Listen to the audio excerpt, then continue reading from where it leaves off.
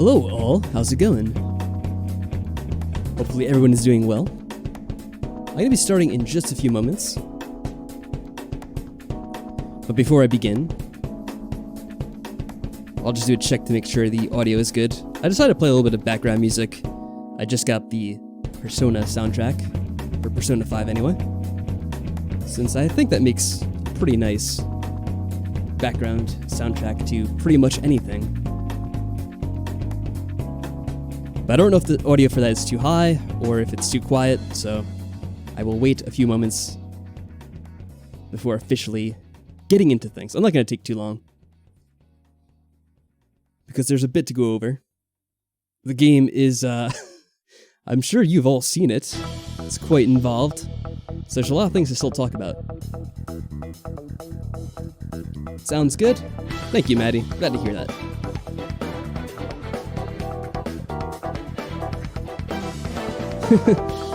Let me see if I can get the name pronounced correctly. Sanctiferum says that it's going to lose a lot of value if they come out with any Danganronpa games after this one. I think that is the case. I did say at the time as well, I don't know how they follow this one up. They could just ignore what happens and just make a game all on its own, but it does kind of lose the weight of this one a bit, I believe. It's up to everyone's own interpretation, though. I'm sure most people that enjoyed this game would probably enjoy any following games too.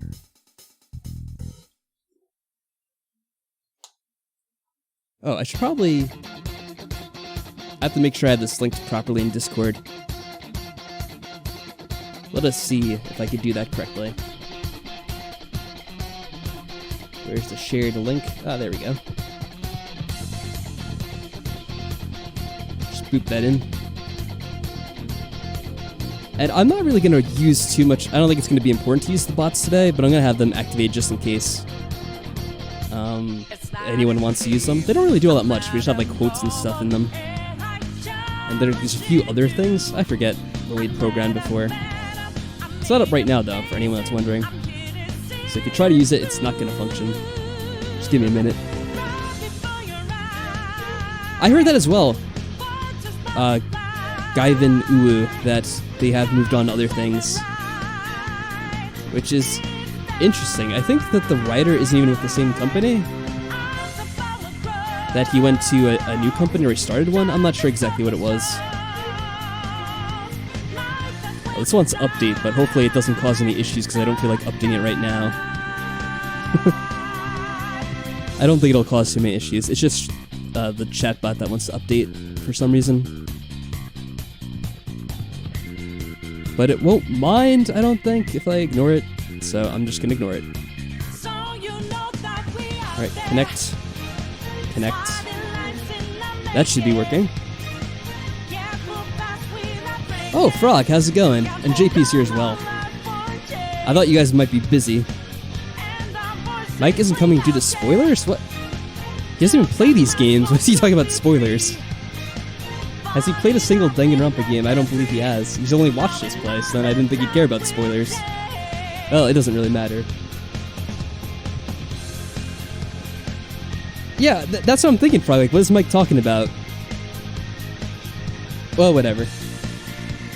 Mike can be, I don't know. He can be a little funny sometimes. Alright, so I have to connect the stream manually again, because it doesn't want to connect on its own. But hey, I'm used to that now, because for whatever reason this bot doesn't want to work like it used to. Yeah, apparently that's enough for him to come here. It's Mike logic. Mike logic. Let's see. Yep, probably hear me play myself over. Okay.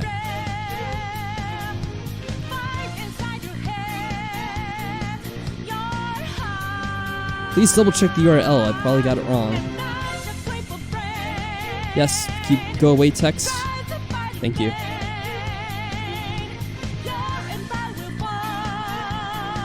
Let's try that again.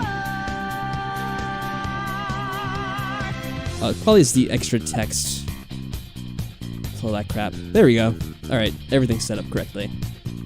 I don't know about the post-game content, to be quite honest. I did play a little bit of the post-game content of the other games, and it wasn't particularly interesting to me. I did like learning about the other characters' stories, but the mechanics of the post-game content wasn't really interesting on its own.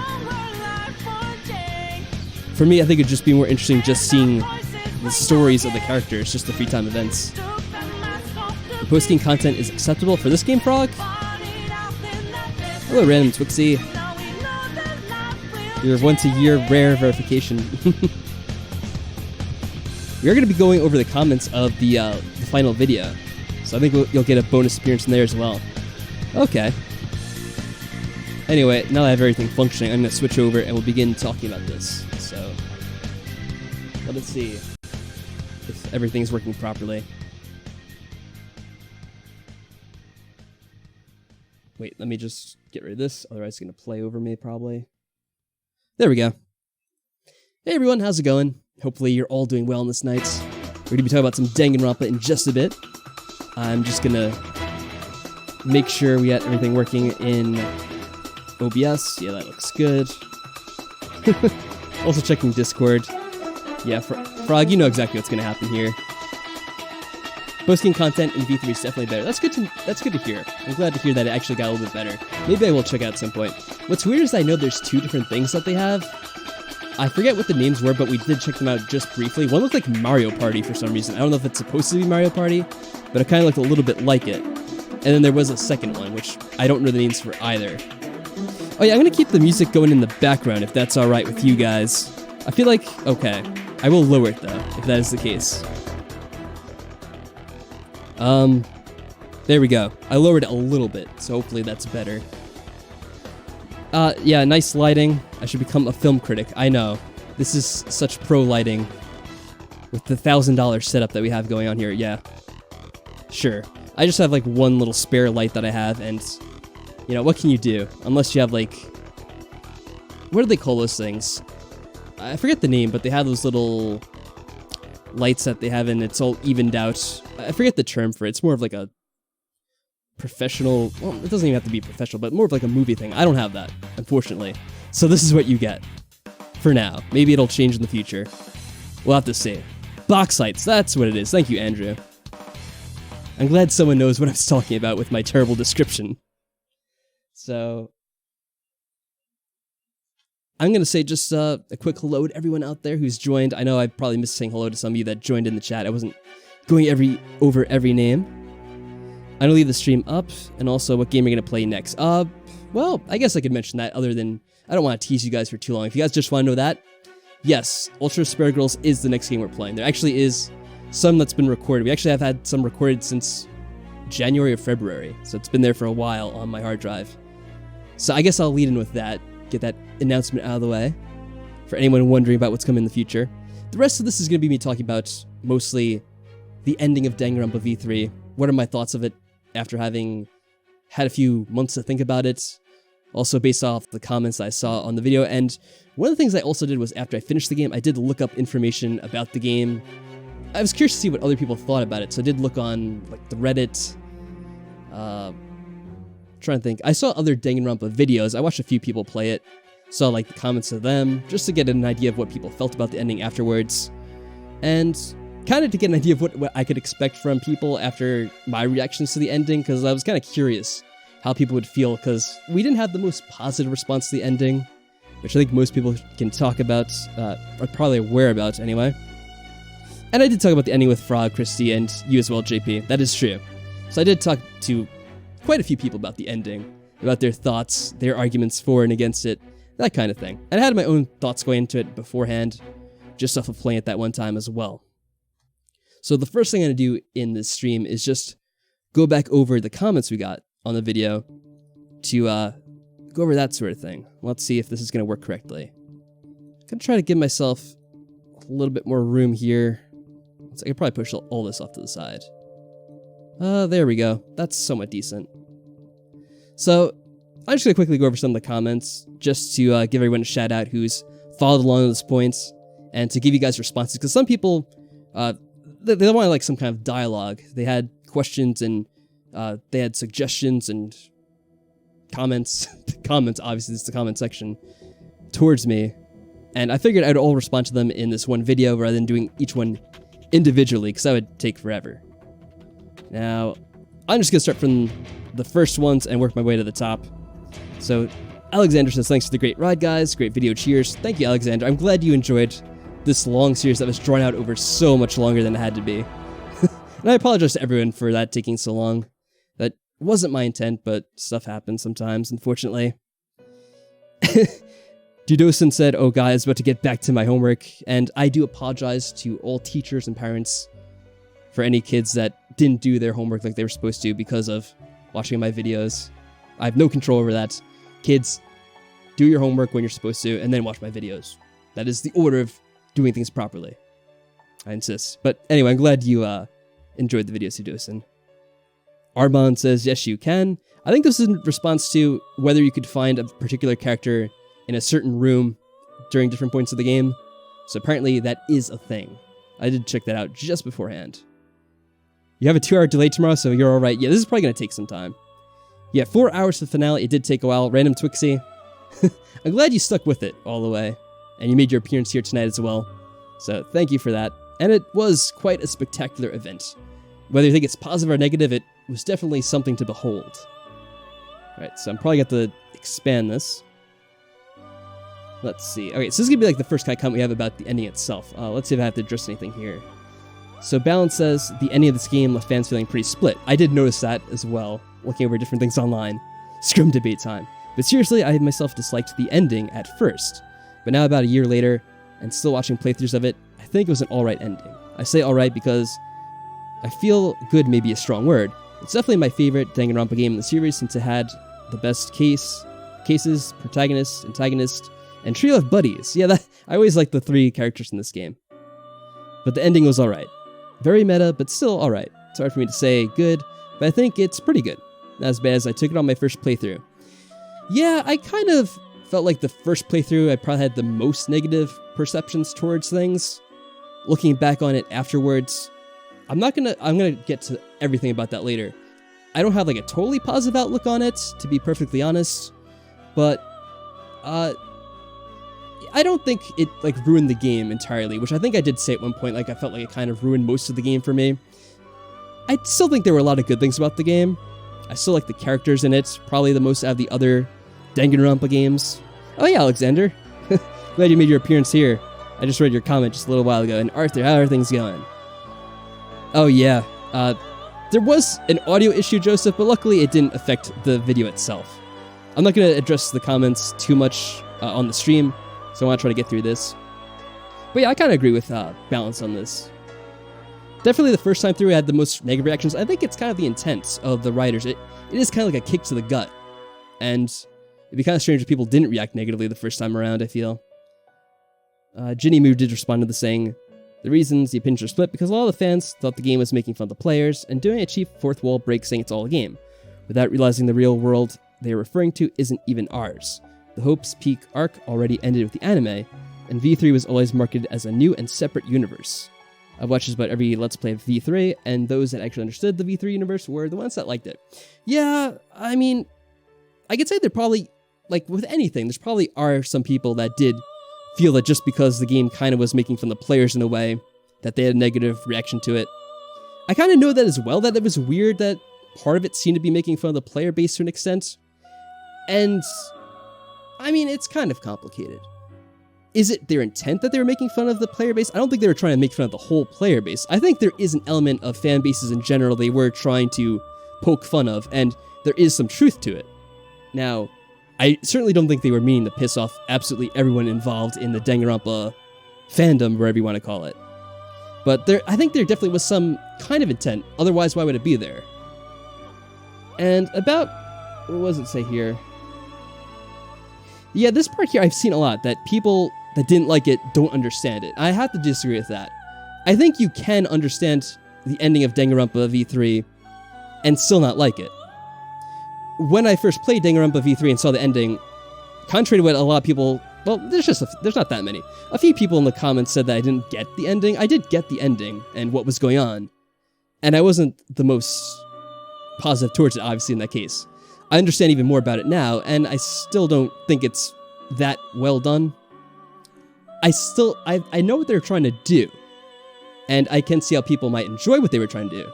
But for me particularly, the ending didn't really speak to me, and I didn't have particularly strong feelings towards it, because it seems that in the end everything was going towards this one idea about fiction, and for me it wasn't a particularly mind-blowing revelation that fiction matters, so it didn't have an effect on me. But I'll get to more on that later. Let me get through the rest of these. Can you do post-game content? Yeah, we talked a little bit about that just now. And yes, we're playing Ultra Spare Girls.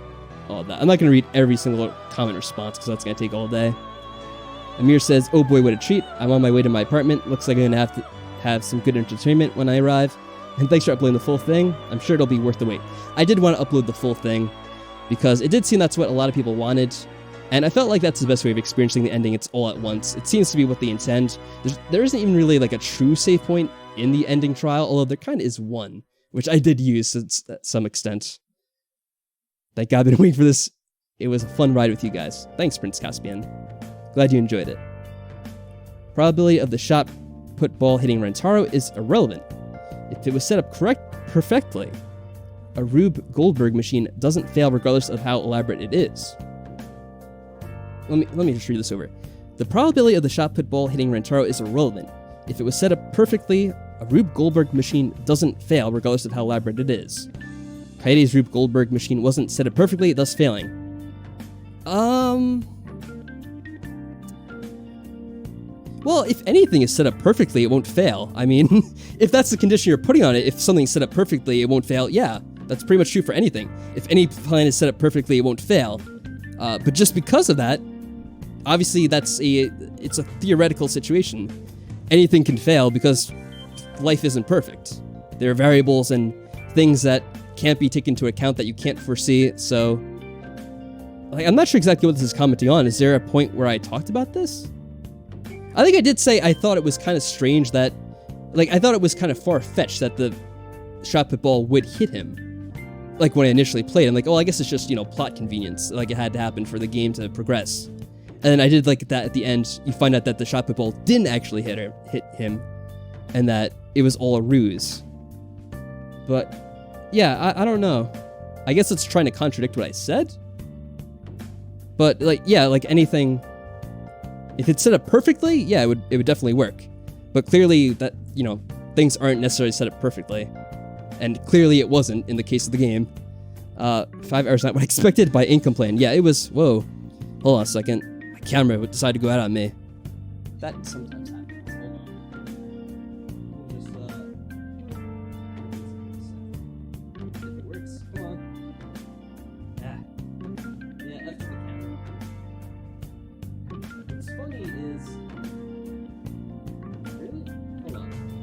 Take a second restart.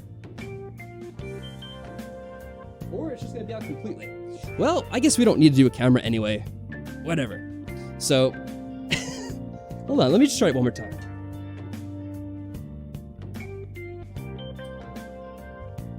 I think it's coming back. Nope. Alright, I thought it was for a second. Oh, you know, it did, and then I turned it off. Really funky. There we go. Yeah, so I decided to use my DSLR for this because the quality is a little bit better, but then obviously there's some issues like that where it turns off after a while. God damn it. Hey Christy, how's it going? Welcome. Forget where I left off now. Oh yeah, someone just said that the video was very long, which yes, the finale was extremely long. It's kind of what you get with Danganronpa though, and what I came to expect. Alright, so Jennifer says, alright, let's read more. A lot of people who are confused seem to overlook one of the more... Okay, I think it's going to be kind of the same thing as the other one. Seem to overlook one of the most important reveals. Monokuma specifically says the Killing Game transcended video games and anime to become ultimate real fiction. No, I did pick up on that. So that's not the case. In this V3 world, Danganronpa started out as a video game, Danganronpa 1 and 2, and the anime, it then transitioned to using real people, made to believe the fictional persona is their true self. Now, it was confusing at first. I can see maybe if they respond to what I was first saying in the game, they could get that idea. Because as the game first presents it, you only learn that, oh, everything's fictional. And then it's revealed maybe over the course of 10 or 15 minutes that it's not just that the games were fictional, now it's like a reality show, and it's kind of revealed over a period of time. And it's kind of drawn out, which a lot of Danganronpa games are. So I probably made some comments on there at the time which don't pan out to be true. I wouldn't find that surprising. Blah, blah, blah. Let's see. I think I read this part already. Sumugi breaks in the cost box if he tries to cosplay a real person. Yeah, I didn't know if that was real or not, and I still don't think it really is. That was the vague word, salad trickery. Similar to the word trickery from Chapter 1, where Kaede monologues, I dropped everything I was holding. Yeah, remember that? To hide the fact that she dropped a shot put ball through the vents. Sumugi can cosplay as Junko because she was never a flesh and blood real person, but couldn't cosplay as Kaede because Kaede is a flesh. Yeah, I understood that was what they were going with towards there when they make that whole, like, oh, it must be fictional if this happened. The only thing that I was saying is I still think that could have been a lie, just based off of the fact that, well, Sumugi's obviously a liar. Oh my god, you finished it. Really want to watch it, but it's nighttime. Yes, get your sleep too. That's very important. I'm gonna watch until 4 a.m. Wow, that is not good. I do not advise that whatsoever. You need sleep. Did you guys pay any attention at all? Oh, wow. The Nanakumas were used to gather information and send it to Mother Kuma, who sends it to Monokuma. Also, Kibo and the audience participation is a season's gimmick. They literally say that. Yeah, I mean, is there a point where I refuted that? I don't recall. I don't think that was ever in contention. Also, the thing about the Nanakumas too, I don't know. We did understand the stuff about the Nanakumas. I don't know what you're talking about, Jennifer. If you ever watch the TV show Big Brother, they have their weekly TV episodes that focus on weekly recap, live challenges, and live reaction. But they also have live feed videos from security cameras monitoring each room that you can watch 24/7. This could be similar to that effect. Kibo's Eyes is a 24/7 live stream that people can watch while waiting for weekly TV episodes that does daily life recaps. By discovery announcement, reveal, life, investigation, and live class trial. I think the thing that I said at one point, maybe that you're kind of conflating this as me forgetting, is that I think I said, why wouldn't they just use the Nanakuma feed to broadcast the video if that was an option? Like, it seems like if you have these tiny Monokumas that can record everything, that would be a much more efficient way of broadcasting this TV show than having this one robot who, for like a large part of the game, is probably doing things that aren't relevant or interesting. Yeah, I think that's what I probably said at one point, but that doesn't mean I wasn't paying attention to this other stuff. Yeah, I understood the Nanakumas were also gathering information sent to Monokuma. And yeah, I did understand Kibo was supposed to be the audience surrogate, they basically said. That kind of is gone over in the trial to a large extent, so I don't know why I think I wasn't paying attention to it. But, anyway, to each their own. Regarding the codes to Rentaro... Oh, this is a good one. The codes to Rentaro's vault. There are two theories. Monokuma wrote them since in Rentaro's video's message he said, Monokuma made a puzzle for you. So it's believed that the idea is for him to find those passwords. Throughout the academy, the other theory is that Rentaro himself wrote it during the last killing game, before his memory wipe, so that he could find them again. Kokichi wrote over the first one to confuse everyone and hide what it really was. As for the second code, he either came up with it by chance and told anyone, or at some point he locked Rentaro's dorm room. Okay. I see basically what you're getting at. There's different theories. The game itself didn't really specify, though. It was further supported by the fact that Chuchi even made Himiko search inside Rentaro's room during the last investigation, only to turn up empty-handed. Yeah, I think those are pretty good theories. Although, I don't know, like, you can make up theories towards it, but I kind of felt it was a missed opportunity to go over what happened there in the game itself, because the game itself just kind of neglects things, and it completely leaves that unresolved. So yeah, you can come up with these theories for it that might be plausible, but the game developers just kind of themselves decided to gloss over it for whatever reason, and I thought that was strange. I don't think that was coincidental, nor do I believe for a second Kokichi never went inside other people's rooms, especially Rentaro's. I'm not sure. Because in the other games, and I get these mixed up because the rules change from game to game. In the other games, I don't think you're allowed to go into other people's rooms, especially if involved breaking and entering. I think they went into what's her name? Kyoko's room once, but I think it's because she was leaving it open at the time, because she didn't have a key, right? I don't know what the case was in this game, and actually, it's probably not that important overall, so I'm not going to get hung up on that. Whoa, this has 10 comments, so let's see. And this is why people tell you that Ultra Spare Girls in the anime isn't essential for V3. It is highly recommended that V3 is meant to serve as the grand finale to the entire franchise. I think that's going to be the case as well, to be honest. It's rather difficult to pick up another Danganronpa game after experiencing this ending. Yeah. V3 exists because of how popular the first two games became. Spike Chunsoft wanted to continue the Danganronpa game, while Kodaka wanted a new game. And I think that's the writer of Danganronpa, or the producer, a very important guy in the Danganronpa world, basically. And hence the compromise. Kodaka and most of the developers on Danganronpa have already left the company, which, yes, I have heard about. So I think that's really interesting, that Kodaka apparently didn't really want to do this game. It has so many parallels to Kojima in, like, Metal Gear. And there's so many points where I compare Danganronpa to Metal Gear. So it's just something interesting for me to note because of the way this progresses, how the game is handled, and the kind of parallel you see to Kojima in some way. I definitely could see that being the case from just playing the ending without having any knowledge about the creators whatsoever. So I think that is really funny that it actually did happen. I don't know if I should read all these comments. There's a lot about them, probably talking about the future of Danganronpa and all that. The rights belong to Spike Chunsoft. So yeah, like Metal Gear, if he's gone from the company, I guess he can't really make more, which kind of sucks, huh? If, like, at some point in the future he actually wants to go back to it. But I'm not going to go through every single reply to that. Here's a list of things. Oh, okay, I was aware of this too. Someone told me about this after I played the game. Here's a list of things that Tua said during Trial 1. The culprit was inside the hidden room the entire time. The culprit used the secret passageway. Don't take your eyes off the monopad. And the mastermind and the culprit are the same. Angie also broke the flashback light in Chapter 3. Yeah, that's pretty funny that they had that in the game.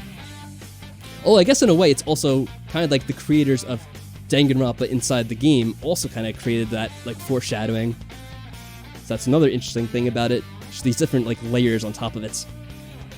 Atua talked. Well, Atua didn't talk necessarily, but she did.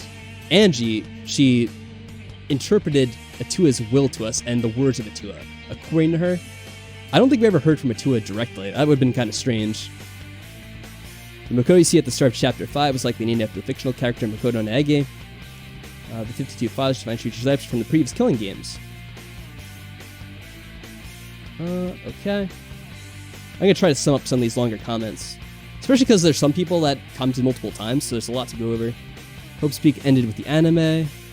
Yep. Oh yeah, and that is something to note. Team Danganronpa doesn't officially exist. It was just made for the V3 universe. I thought it was like going to be something kind of like the Sonic team, where they made a Team Danganronpa after a while, and that was like the development team for Danganronpa games, but apparently that's not the case. I wonder if your opinions have changed. Well, I'm going over them now, so I guess you could hear what changed and what hasn't. You repeatedly say how in the end it didn't matter, but isn't this true of all fiction? Yeah, okay, I'll finish reading the comment and I'll respond.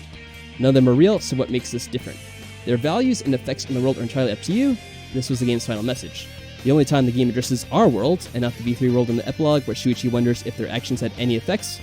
If fiction was able to change the world, this is essentially the franchise and its creator saying farewell to the audience and ponders if Danganronpa has left any impact on the world as they move on to the next chapter of their lives. Okay. I want to clarify this, because there is a point, I forget how I worded it. I might have just said it quickly because at the end of the game I was tired. I didn't want to, like, summarize everything at length because it took so long. So I did say that it felt like at the end, I don't know, I'm not going to be able to remember my exact wording. I could have worded it wrong, but what I felt didn't matter was everything that happened in the story up until that point. And the game itself acknowledges that. Pretty much everything that happened previous with the flashback lights, all the conjecture with what happened, how they ended up in this place, you know, what's going on in the outside world, all that it didn't matter. I mean, the game itself says at one point, oh, it's almost like all that stuff didn't matter. And that is the official case. Pretty much the game is one big long red herring.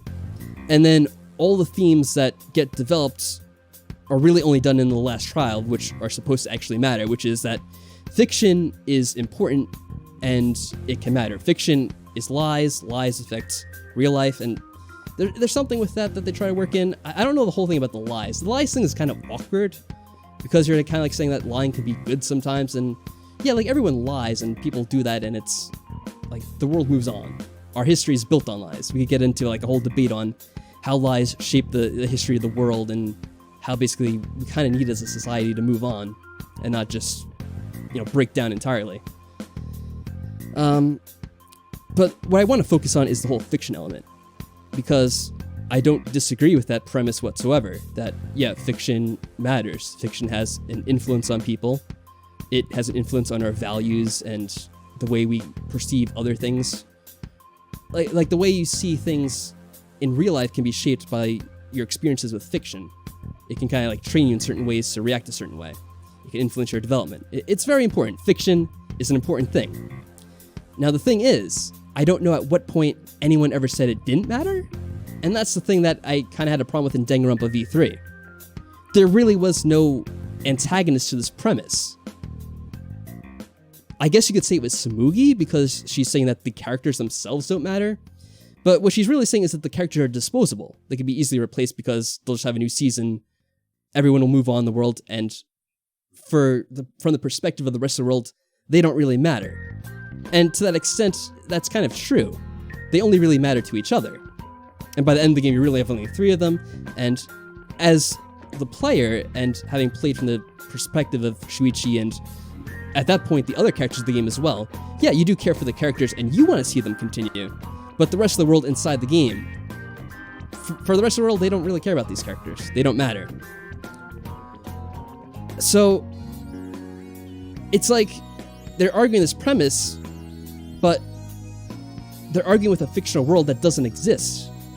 So, I don't know why I, as a player, am supposed to care. I'm already sided with the protagonists. Like, I don't know.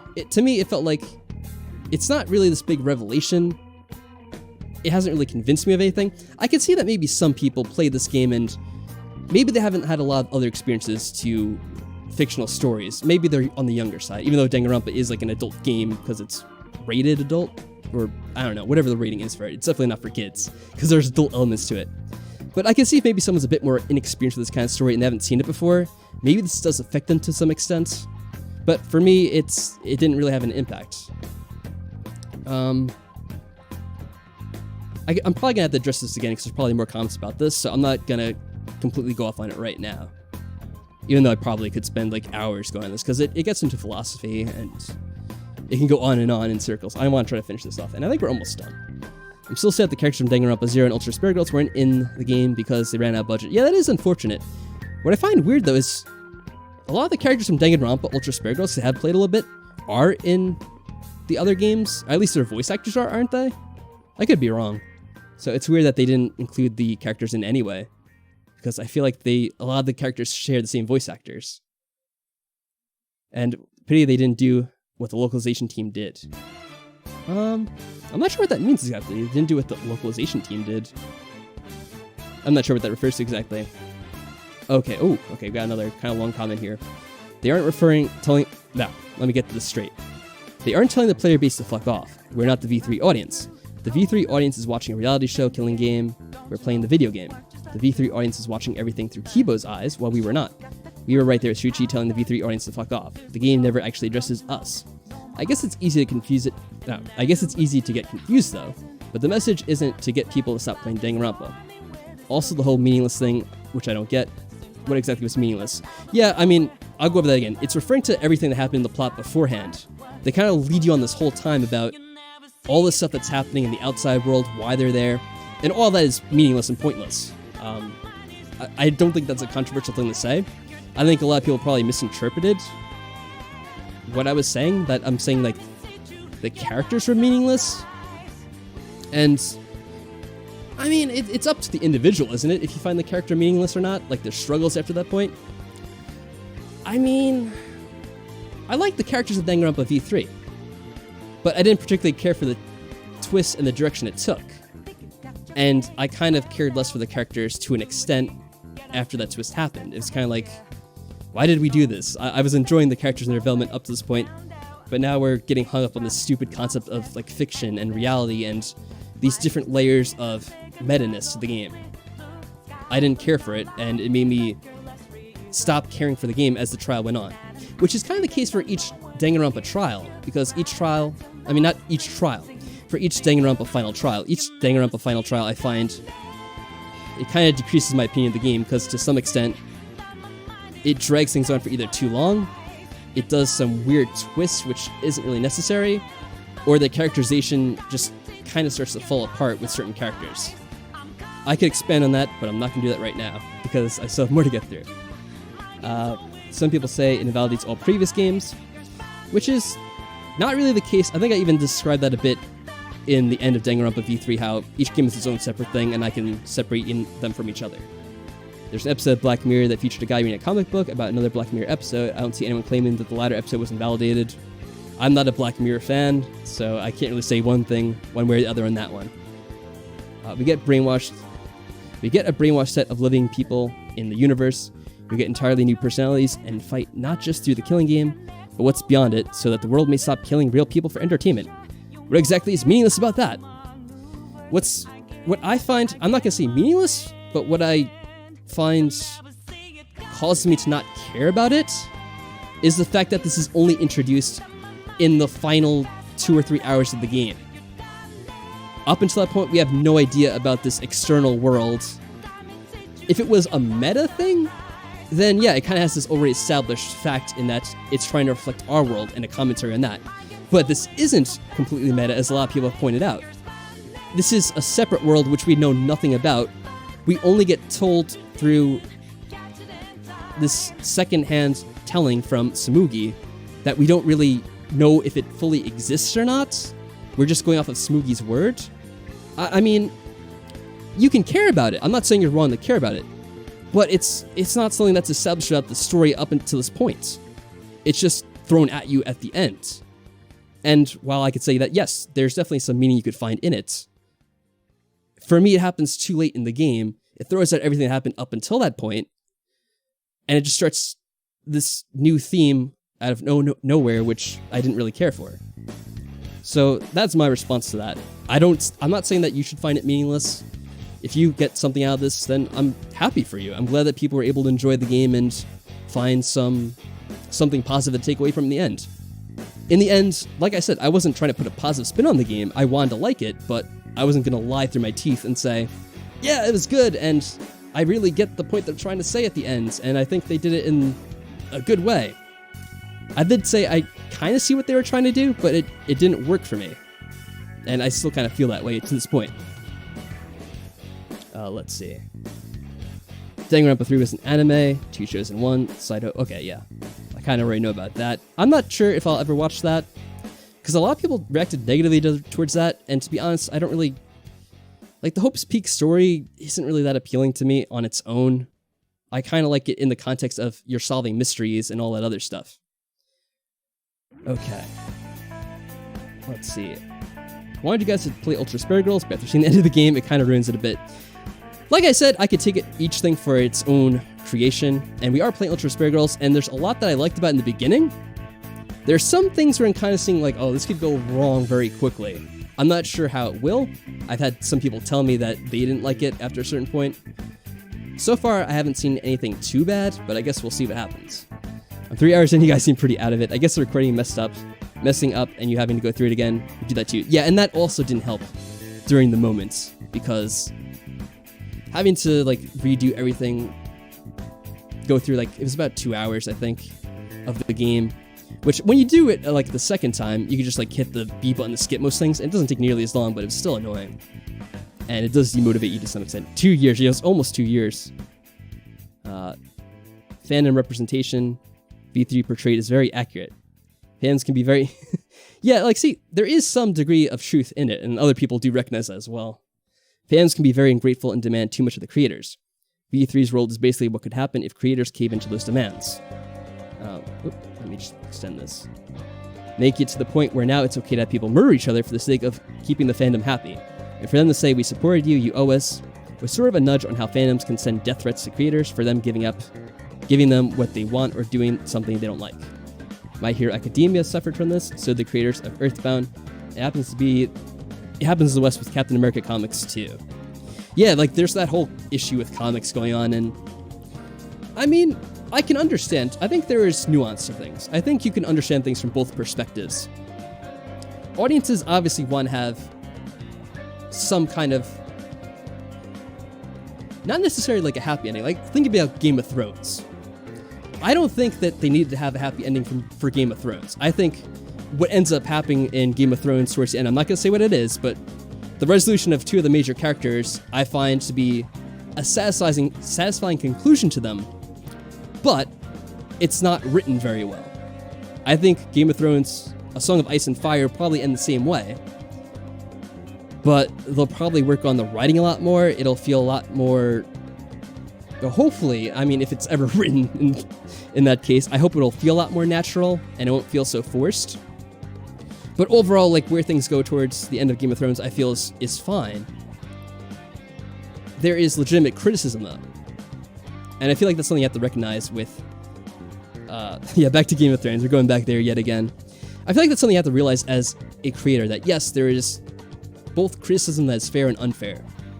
And you kind of have to take the high road as a creator. You have to respect the fans, even if there are fans that are dickbags. Like, that doesn't mean you have to give in and give them what they want, but I think you do have to listen to people and give them the benefit of the doubt and try to understand their perspective, and not necessarily give them what they want, but take that into account and try to grow from it, I suppose, in a way.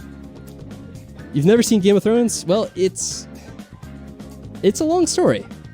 I'm going to focus on Danganronpa, though, because I know people go off on me for going on a tangent about that instead.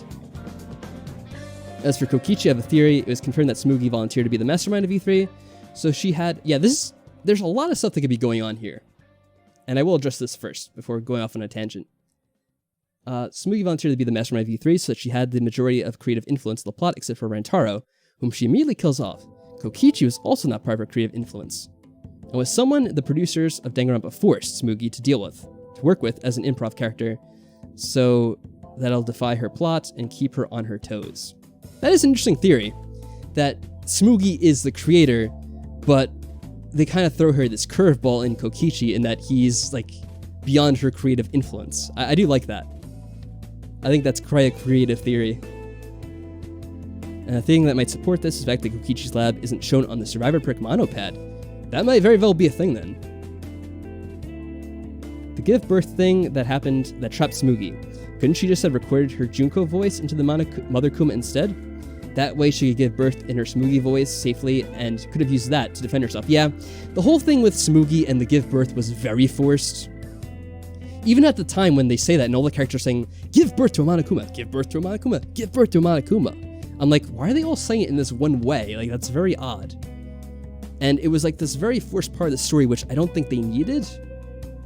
There definitely could have been some other way they could have worked in to implicate Smoogie without being so on the nose about it, because that felt very stuck in there, like it was written just so you'd have some piece of evidence to incriminate her later, and I didn't particularly like it. And yeah, there's so many things that could have worked out differently. Like, why doesn't Monokuma just make new ones of his own like he did in the other games? Why does he have to be, like, they have to actually, like, do something to make them in this one? It's kind of strange. This shot is my favorite. I felt most betrayed by it. Best despair. Also, made the most sense. I don't know if it made the most sense. For me, it didn't really make the most sense. I mean, yeah, the writers can do what they want with the game. I'm still confused as to why they would choose to go in this direction, though. Because I feel like they could have resolved it in a much more satisfying way without going with the whole meta, like, different layers of worlds within worlds, and, like, I don't know. I didn't really care for this twist that it took. Super happy you finished the game. I've been following your channel since Danganronpa 1. They do the other series, the Spike Chunsoft, the Nanori games. That is another one I have been planning to get into at some point. I think we'll probably do it after Ultra Spare Girls, actually. Because I think that's kind of the next logical conclusion to go from, if there's no more Danganronpa games. At least I think so. So honestly, this is one of the endings I find the most interesting of all time. It's definitely interesting. I can agree with that. The only thing I don't really like is the post-credit scene. I feel the same. Although I've said issues with the other stuff as well, but I did think the post-credit scene ruined it even more in a way. It adds an ambiguity that was really unnecessary in my opinion, even though I liked the metaphorical aspect of it. The link between fiction and lie is one of my favorite subjects in literature, arts, and also video games. And this treats it pretty brilliantly, which is the whole purpose of this ending, staging the power of fiction. Disliking this ending is fine though. I think it just means that you consider fiction a lie. unless you misunderstood and thought the outside world is supposed to be us, which is not the case at all. Yeah, I mean, let me see how to address this. I'm not the biggest fan of the ending. I don't, like, well, I mean, fiction is a lie. By definition, it's a lie. Now, that doesn't mean that it doesn't matter. And I think that's actually what the game was trying to say, is that lies have power. Even in the real world, just not fiction itself. In real world, you can make up a lie, and it has power. It has influence on others and the things that are happening. And yes, although it's maybe not the most moral thing to say, lies can have both negative and in some cases positive effects. Societies can be formed on lies. I mean, I don't want to get into a controversial topic, so I'm not going to debate this, but religion, if you believe in a religion, by necessity, that means every other religion is a lie. Now, religion can have both positive and negative effects on things. It gives people moral codes. It set up some of the biggest laws that we had in like early societies. So it had positive effects on things. And if you believe in one religion, that means all others must be a lie. I'm not going to say which I consider to be true or false. I'm not going to get into that debate. But just reference something that applies in the real world. Yeah, fiction lies have power and meaning. So I don't think that fiction I do consider fiction to be a lie by definition, but I don't think that it's meaningless or that it has no value. Hopefully that answers that. I'm honestly still recovering from the ending, but I thank you for playing the game. Your commentary made this extremely entertaining and interesting, and I'm so glad I started this channel 2 years ago. Thank you so much, Try and Lady Shura. Thank you, Silent Witch. I'm glad you enjoyed it, and that you stuck with it for so long. Because it did take us forever to play this game. Not making any excuses about that. This was a wild ride. I think the series ended off on a good note. I'm excited to see what the next LP will be in the future. And whatever the next playthrough here will be, I wouldn't blame you if you took a break from Danganronpa for a while. Maybe return to your roots and with Renpai VNs. Yeah. I'm trying to think of a good Renpai VN. I'll probably have JP recommend me some, or well, I don't know. Sometimes JP's recommendations can be a little suspect, but we'll see. Alright, final comment looks like. You can tell me if I'm wrong, but I feel like the reason you didn't like the ending was because you immediately jumped to the conclusion that nothing we did mattered. I clarified that 2 or 3 times already, so I'm not going to address that again. As soon as they said that everything up to that point was fictional, and you didn't give what they were saying the time of day, because saying that nothing mattered in the end means you all completely missed the message at the end, and the point Shuichi made during the trial. Like Shuichi said, it doesn't matter whether or not they were fictional, because their pain, suffering, and sacrifices were real to all of them. I'm not discounting that whatsoever. In the fiction of Danganronpa V3, what the characters are experiencing is real to them. That is true. The obvious message at the end was that fiction, as in books, movies, video games, TV, all have the power to influence the real world and even change it for the better, which I just got off on a point about that, so I'm not going to address either. It doesn't matter if these stories aren't real, because they affect the lives of people every day. The epilogue is left intentionally ambiguous, not as a way to negate or undermine the last trial, but as a way to echo the themes of truth and lies that are present throughout the game.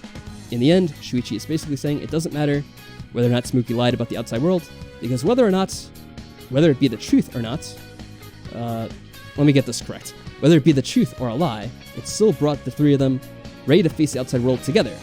All that matters is the outcome and what it influences, and not the things that led them to that point. But in a way, if you're saying all that matters in the end is the outcome and what influences it, oh god, look at this. Ugh. God damn it. Stupid DSLRs here.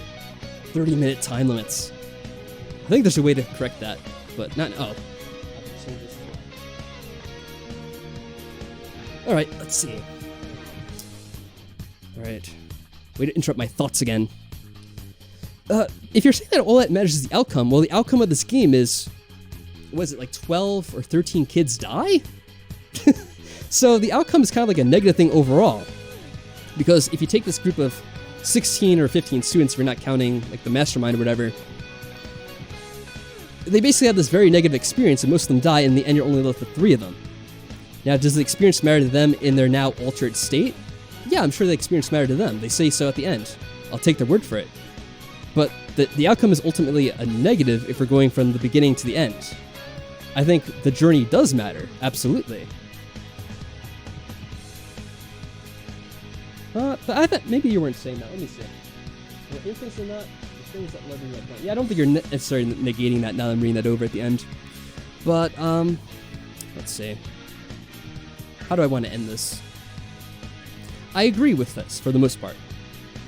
I think a lot of this gets I think a lot of this misunderstanding stems from what I said at the end, that it felt like nothing mattered. I don't know what the exact wording I had was. I wish someone had like a timestamp to what I said, because I could probably address it better.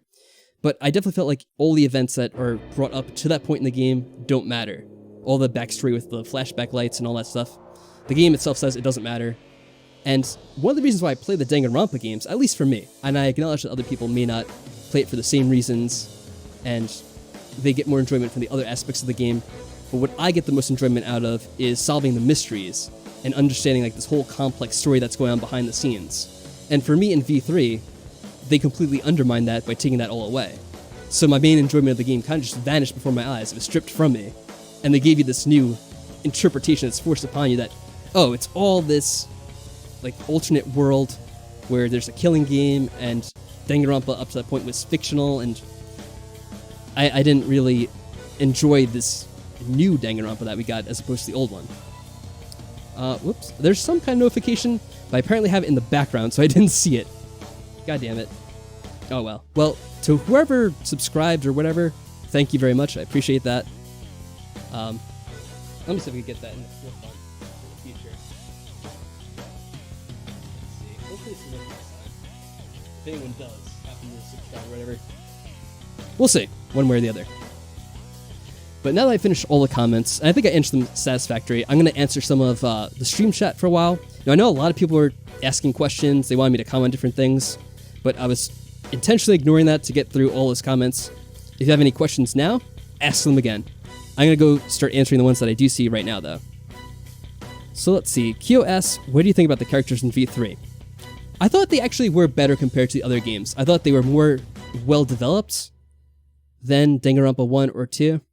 And I felt at the end, the trio, well, not necessarily the trio that you had at the end, but the final characters towards the end of the game, like you had, up until Chapter 5, you had Shuichi, you had Kaito, you had, well, you kind of had Kokichi going into things, but, you know, he does die during Chapter 5, and he's, you know, dead for the trial, but you don't really know that because he's in that whole thing with the, what is the name of it? Like the mecha thing. I forget what they're called already. The Exisals, that's what they are. So he kind of is, in a way, in that trial, and I really enjoyed the fact that you kept these interesting characters going on for so long. Kokichi is probably my favorite character. I will say that right now from the get-go. Let's see. What I love most about this game is that it causes fans to have so many interesting opinions and theories. I will say, as much as I may have had a problem myself with enjoying the end of the game, I do think it's very interesting. And it is an ending which you can interpret in so many different ways, and like there's these further theories, like the general consensus most people have is, you know, kind of like what people here have said, that, you know, there's this level of meta, but it's not fully meta, and that you have this world in the game where the previous Danganronpa games were fiction, and that these characters want to live up to this standard. They wanted to kind of be these Danganronpa characters for whatever reason. But for all you know, that's not necessarily the case. There are lots of theories out there that Smokey lied about it, and that it's all bullshit. And I kind of like the fact that there is this element that's left open for interpretation.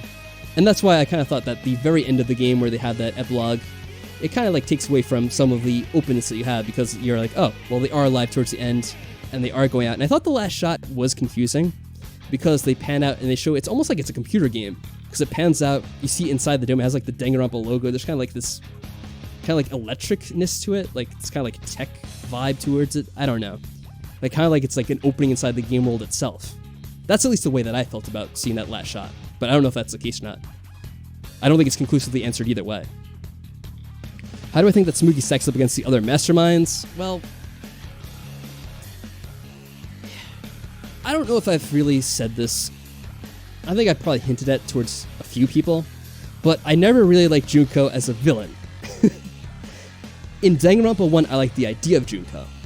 I like this idea of this like mastermind that's operating from behind the shadows, behind the curtain, so to speak, doing all this stuff and having these motivations which you can only guess. Then when you actually see her and you find her motivations, it felt very hollow. That she's just this crazy character who's consumed by despair and just doing things just for that one motive. So I was kind of disappointed in her as a villain when they had the, what do you call her? Alter Ego Junko? She was basically just Junko again. So I was kind of tired of Junko already. So I felt even more negatively towards that. Smoogie I was kind of liking more as the villain until they had the twist that, well, I mean, even with the twist, I think she might actually be my favorite villain. Because you don't really know what her motives are, but they definitely seem more complex than Junko's in the end. So in that sense, I guess I like Smoogie, but in a way, you don't really know if she's a villain or not. I think someone hinted at this, and I have seen this theory around before, that Smoogie is really just another student that, for all we know, the flashback lights programmed her to be the mastermind. Was she really, like, aware of everything that was going on beforehand? We don't actually know that. Everything that she knows may be influenced by the flashback lights just as much as us. Like Josh said, there's so much that's left open for interpretation, and it is interesting that you can think pretty much anything at the end, and it's not necessarily wrong. Okay. Let's see. Who is my favorite ultimate? I don't know. I kind of have to go with Makoto. Or, I mean, I would even be like Hajime in a way. Because the fact is, their ultimates don't really matter, and they overcome their kind of lack of an ultimate to, like, become pretty much like the strongest character in the game in a way. And I kind of find that more interesting than these predetermined ultimates. To me, the whole idea of being an ultimate, I don't really find that engaging or interesting. I kind of find it more interesting that you have these characters who overcome and grow, and they become this, like, ultimate something, rather than they're just born that way.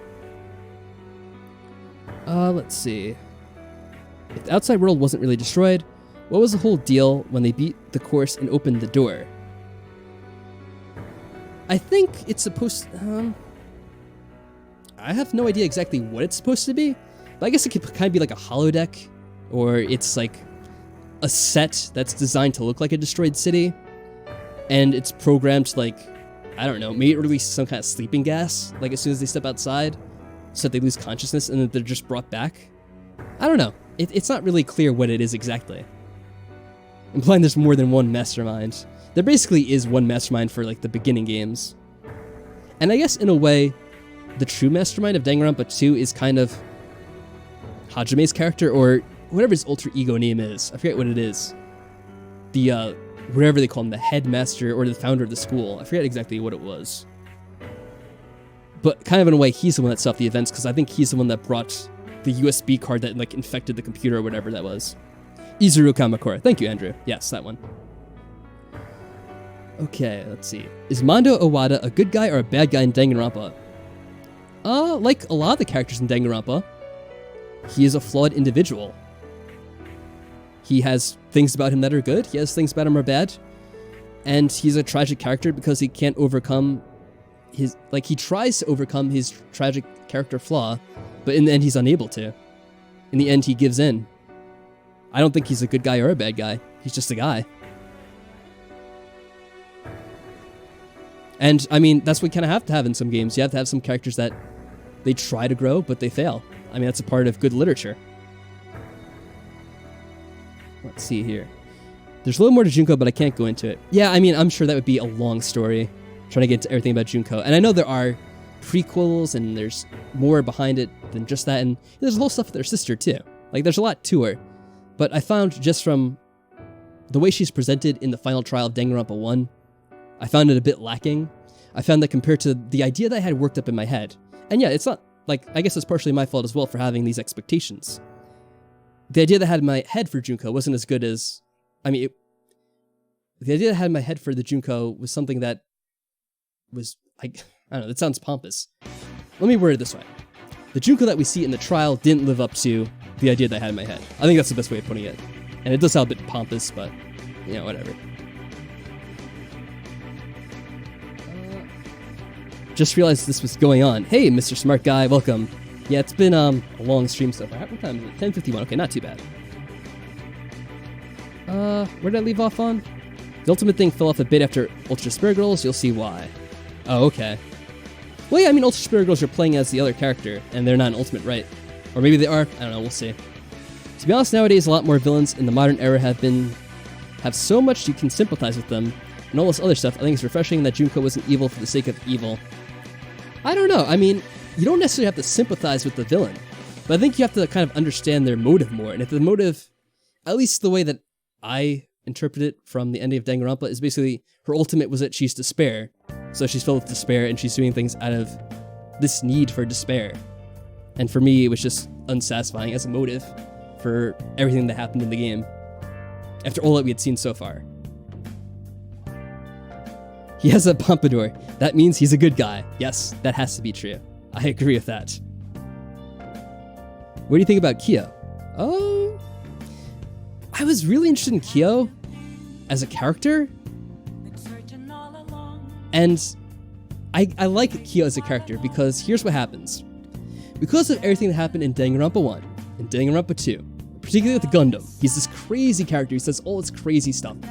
But ultimately he has a heart of gold. Like, I don't know. Some people say that he actually was bad for the 4th trial and that he killed out of maliciousness, but I never really saw it that way. I felt like that was a sacrifice. He knew what had to be done. And Gundam was all for that too. His name was Gundam? I think it was, whatever. So it was kind of this inevitable situation. They had to act, one of them had to be sacrificed. So I feel like, yeah, he basically had a heart of gold. He played it as this like bad boy, but he wasn't really. So we get to Kyo in Danganronpa V3. I'm like, oh, this guy is weird, he's creepy, but from what I know about Danganronpa, these characters are just going to be fine in the end anyway. Like, we're going to think he's crazy, but he's going to be absolutely normal. He'll be totally fine. Meanwhile, we get to Trial 3. And, well, we don't get to the trial. Let's get back to the murders that are happening. So the murder takes place, we're investigating it. There's this stuff that's happening, and it's implicating Kyo. And I'm saying, wow, there's all this stuff happening, and it's implicating Kyo, but it's way too obvious, so we know for a fact it's not going to be Kyo. And that's what I'm thinking the whole time, all the way into the trial. And then there's this stuff going on in the game, in the trial. I'm not going to go to every little detail and plot point as it happens, but it's bouncing around. It's like, Himiko did it. It's like, it's clear that Himiko. Oh, maybe it was this character. Oh, it's not going to be this character. It's like, we haven't really touched on it being Kyo. And he definitely should have been touched upon as a red herring. I'm like, wait a second. It really is Kyo, isn't it? He really is this insane character. And lo and behold, Kyo is the murderer. And I enjoyed that trial for that fact alone, that I had this expectation, thanks to the previous Danganronpa games, that he was just this crazy, eccentric character who's just going to be found to be normal in the end. And then he totally wasn't. He totally was a murderer. And he was not only a murderer in the game, he was actually a murderer beforehand. And it did all this terrible stuff. They made it too obvious that it was him. Yes, it was so obvious that I thought it wasn't him. And because of the other games, I thought it couldn't possibly be him. It was great. I loved it. And then there's a lot of people that didn't like it because they said, oh, it's too obvious it was Kyo. But my whole mentality was it was so obvious that it was Kyo that it couldn't have been Kyo. So just because of the way I played it, I enjoyed that thoroughly. Even though it had the crazy twist with like the stupid seesaw, where the hell that was. But yeah, I did enjoy Kyo as a character. Although it was very odd at the end. And the fact that you find out about the sister towards the end after the trial, yeah, that was completely bizarre. Let's see, where did I leave off now? I have to scroll up a bit. I actually just got done watching your finale. I felt exactly like you did when I first played it. The more I sat on it and thought about the final trial, the more I think it's actually genius. And yeah, it's fine if you feel that way. I think that, depending on if you've actually seen this kind of thing in a story before, like the way they kind of play with this meta-narrative and they change things towards the end. Because I kind of seen that thing before in a game, like, in a way, Metal Gear Solid 2 is very much like this ending, where it kind of takes this slightly meta twist, and in a way, some of the characters are speaking towards you. But then in the end, it kind of pulls back and it isn't entirely that way. It's very similar, in a way, the way it plays out. And I think it's funny because I make all these other comparisons to Metal Gear, and yet again, I see this other likeness, which maybe some people don't agree with, but hey, it's my interpretation anyway. Let's see. It's just an idea for how... let me get to this. It's just an idea for how any series would try to come up with new ideas for running on for so long. Yeah, I thought that was kind of funny too. Yeah, like the Mono Cubs, they add these characters after a while for like merchandise reasons and all that stuff. That was clever. I like that. Don't you think that the flashback light technology is terrifying? Yeah, that is horrible. You can literally rewrite a person and create a new one entirely. Yeah, which makes you think, if you have this power in the real world, you could totally like reshape governments and everything. Like, imagine you go to a movie theater and people are just being reprogrammed at the movies. Which, maybe that's what happened in Danganronpa universe. Maybe the people weren't addicted to these like bloodthirsty killing games, but they developed this technology and they became addicted towards it because they had their minds warped in a way. It is a terrifying thought. I like Q a lot at first, but then he went balls crazy. Yes, that's absolutely what happens. Gundam was also good. He was. The prequel novels give Junko some real motivation, but it's a long story. Yeah, I figure. Gundam, the Overlord of Ice. Yes. It's not going to sit well with everyone, but now I enjoy it for what it was. Yeah, and that's fine. I think to each their own. Oh, that's the song. I thought it was like a notification or something. Am I going to watch the Love Hotels? I might at some point. They made it to obvious. Okay, I did see that later. Said that we got no Makuro Ikusaba. Yeah, that was weird. Who's the girl with the purple eyes and white hair in Danganronpa? Purple hair and white eyes? I mean, purple eyes and white hair. Trying to think. Purple eyes and white hair. I don't know off the top of my head. Who had white hair? I think like Peko had white hair. Did anyone else say this? I don't know. Oh, Kyoko Kirigiri. Yeah, that's true. That's funny. I didn't think about her that way. Yeah, she does have white hair, obviously. I didn't know her eye color, though. I've forgotten. It's been so long. I really like the characters in Danganronpa 1 as well. Especially Kyoko. Which is funny that I forgot all about her, apparently. My case 3-3 was Himiko was trying to bait someone into being the vessel for Angie.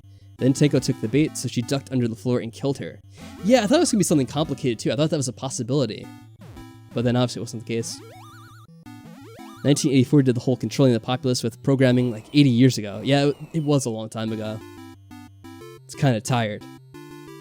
But then again, it's always brought up, and people do manage to do it in like new ways and add some creatives to it. You know, I mean, all of fiction is basically all ideas that are like rehashed and redone in new ways. I mean, is anything truly original? There's very little of it. There is originality, but things usually derive from one thing or another in a way. Favorite trial from each game? Okay, Danganronpa 1, this is easy. Trial 2. Danganronpa 2 would be... Let's see. Maybe the first trial. The first trial is actually very good in Danganronpa 2.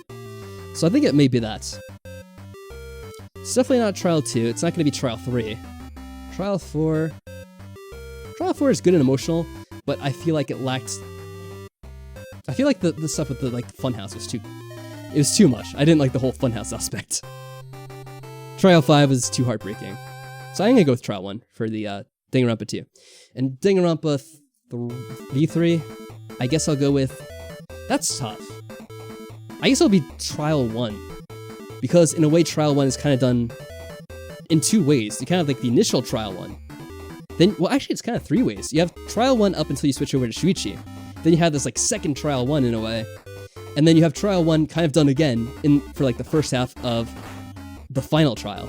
And I liked that aspect of the final trial.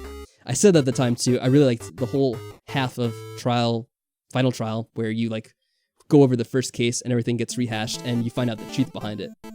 So I guess that's my quick summary of the trials. I want Himiko to die and Miu to survive. I did like Mio too. And it's funny because a lot of people seem to hate Miu. But I don't know, she grew on me by the end of the game. It was amusing. Double Dragon 2. Yeah, what happened with this? Okay. Whatever. I'm just gonna let the soundtrack keep playing. Q's Love Hotel is my favorite. Yeah, I think we saw that. He like ties you up with ropes or whatever and he puts you on the bed. That was a little weird, but if you're into that, sure. How'd you guys even do a Danganronpa anime series anyway? Isn't YouTube like tough on anime? Yeah, if we were to actually like try to do something in the anime, we'd have to... I'm trying to think. I guess we'd have to just record ourselves reacting towards it and then do like timestamps. Like, oh, if you want to watch it at the same time, you'd have to sync it up. Kind of like what they do with Mystery Science Theater 3000 now. That's something like that. Although I don't know if we really would watch the anime. We'll see. Yeah, and some people do that. They host it on their own site. Although, for copyright reasons, I wouldn't want to get sued, so I don't think I would include the actual footage of the anime. I would just probably upload just our audio or video of us reacting. I don't know. I'd probably just do audio. And then I'd be like, okay, like, we'll do a countdown, and this is when you hit play on, like, the episode itself, or something like that. Theoretically, if we were to do that, which I don't even know would be the case. Oh, man. And yeah, Kokichi's trial is a definitely close second towards me. I actually was trying to decide between that really quickly before saying it was the first trial. I think I have to go with the first trial just because it's so involved in the story, and it's brought up again. But Kokichi's trial was definitely a good experience. I enjoyed it very much. It's probably better than any other trial in Danganronpa 1, and probably Danganronpa 2 as well. So it's definitely high praise for me. And yeah, Mew's my favorite for a number of reasons. I see what you mean there, Frog. If you're in a killing game, would you be the killer, a survivor, or a victim? Well, odds are you'd probably be either a victim or killer, the way things go in this game. I don't know. I wouldn't really... I don't think I would be a killer. Then again, I mean, I don't know what's gonna happen. Like, there's stuff in the game... Like, I don't think... Most of the characters in the games, they don't go in there intending to be the killer. But they're manipulated in a way that it kind of forces them into it. And it seems that the mastermind always knows the way, just how to twist a character into, like, going over that edge and becoming a killer. Because they have an understanding of their psyche and, like, what's gonna cause them to do that kind of thing. So, I don't know. I don't think you'd really know what you'd become. I would like to be a survivor, obviously, but, yeah, I guess it'd be most likely to be a victim, considering the, numbers and the odds. Who do you think plays the role the best? Byakuya, Nagito, or Kokichi? Oh, Kokichi by far. I feel like Kokichi was the most interesting of those. I really liked Byakuya. Nagito, I liked as a character. I thought his character was an interesting foil, though I didn't like him personally. I thought he was, he's a pretty nasty fella. I know people, like, they outright like him. Like, they don't just, like him as a character, but they also like him as, like, kind of like as a person. And I didn't like him as a person. I despised him. But he's a good character. And yeah, Byakuya, I liked as well. But I would say Kokichi, because I feel like more than any other character, he has, like, his own machinations. And with Nagito, I feel like it's weird. He almost has, like, this mental instability that causes him to act the way he does. And I can't quite place my finger on him. But Kokichi, he's kind of, like, dastardly. But at the same time, he's doing it for the greater good. Not necessarily the greater good, but he's doing it for...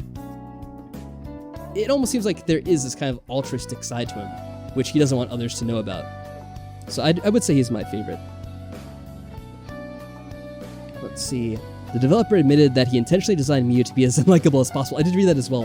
I thought it was funny. Then Japan held a poll, and she was the 4th favorite in the game. That is funny. Miyu's my favorite, honestly. I love all V3 casts. Ryuma's on the bottom, though, but I still really like him. I really liked Ryuma. I don't know who I put on the bottom. There were a couple of characters that annoyed me. I don't know. Like, I really didn't like Angie for the whole Atua stuff and the way she was trying to dictate stuff to other people. And it's funny because in a way, they do portray it later on as if she's doing it for, like, her actions were correct, like destroying the flashback light and all that. But, like, the very notion of her, like, trying to dictate things to others, and, like, she kind of presents herself as a tyrant. And that's why I don't like her, from that perspective. Let's see. They also made Kyo as unlikable as possible. Yeah, they definitely seem they tried to. Definitely with the trial, anyway. I wanted more of Miyu and Kibo. You know, Kibo is probably the character that grew the most on me. That I didn't really care for him at all in the beginning, but by the end I cared for him very much. I really liked Kibo by the end of the game. And it's funny, because if you watch probably my Let's Play, you can probably tell I didn't really particularly care for him very much. Like, he's kind of like this stupid, like, joke. You know, he's always like, oh, like, this is robophobic, this and that. Like, he's just kind of like this, like, he's just kind of like this one, like, punching bag. Like, to kind of, like, make fun of, like, that aspect of, like, oversensitivity and all that. And it's kind of, like, funny at first, but then it kind of wears thin after a while, because it's done, like, pretty much in every chapter all the way until the end of the game. So it kind of gets stale after a while. But by the end of the game, he does become his own character, and I like that. I don't like Nagito. I think he works very good as a character, though. if it wasn't for Nagito, like Danganronpa 2 would have absolutely nothing going for it. I have to admit that reality, even if I don't like the character. Or, well, I said I like the character, but I don't like him as a person. Like, I think he's contemptible. Nagito's my favorite Danganronpa character. Not sure what this is about me as a person, but oh well. He does work very well as a character. Like I said, if it's not for him, Danganronpa 2 is a very boring game. No doubt about it. All three of them are lovable jerks. If I were in Danganronpa V3, I would kill Kibo in the beginning, since he's a robot, and you get the first blood perk as well, and go free without a trial. Now you see, you would say you would do that, but if you were to go in Danganronpa V3, your intentions and motivations would be overwritten by those flashback lights. So if I'm to... Like, my assumption with Danganronpa V3 is that there's some aspect of them that's programmed to not kill Kibo. Because if they were to just kill Kibo, then that completely eliminates the camera and also eliminates that whole thing going with like the audience participation. So I think there's probably something programmed into them to stop them from doing it, if I had to guess. And it's funny because I think it's Kokichi. He makes fun of Kibo the entire game, but in the end he doesn't really do anything against him. You know, he does joke around that he should be killed and like he's useless and all this other stuff. And just building up to be a good side antagonist, and then she got bodied. Yeah, I thought she was going to be this interesting antagonist in a way, and then she did just get tossed aside. Just at the moment she's being built up. That was kind of weird. Angie's the best villain in the series, in my opinion, or else she'd be at the bottom too. Yeah, I think she would have been a very interesting villain if things had turned out a little differently. I find it interesting rewatching Kokichi's scenes after learning about his true nature in Chapter 6. Makes you second guess his lies and his relationships with the characters. Yeah, it definitely does. Oh, JP. Still so salty about Nagito. Kokichi stuttering is his show of weakness when he's shown caught in a lie and try to get his standing or forced to tell the truth. But that's just me. That's something that, like, yeah, that would make me want to rewatch the game and then pay attention to see, like, what his true intentions may be. Oh yeah, that's right. I programmed the bot to say it's a lie, I think, when you say the name Kokichi or something. I forget what exactly prompts it. I think it's the name Kokichi. Maybe. Or maybe saying something about a lie? I don't know. I programmed it at some point, and I forget exactly what triggers it. Angie is my favorite. I actually enjoyed her personality. It was refreshing. Yeah, it definitely was different from all the other characters. It definitely was a change of pace. And it's good to have different characters, and it's good to have characters you don't like. I'm going to say this, even though I don't like characters, I don't think that means they're not necessary for the game. I think it's good to have characters that some of your audience will dislike inside your game, especially in Danganronpa when you have this cast of at least like 15 or 16 characters. To some extent, you're going to want to have people dislike certain characters and then like others. So that's fine for me. That just because you dislike a character, it doesn't mean anything negative, I don't think, necessarily. That's just scary. Really, Frog? Perhaps Danganronpa 2 would have nothing going for it, but it'd be better than how it turned out. I mean, I don't know. It definitely would be a different game. And who knows, who could predict what would happen. Definitely a scary character, I agree. Yeah, his like whole philosophy and like... I don't know, would you call him a, I don't know. I'm trying to understand, like, he himself would say he's all into hope and all this other stuff. He's this, like, ultimate admirer of hope. But in a way, he's kind of like this very negative person who only sees things in this, like, one way. He views things one-dimensionally, it seems. It's weird.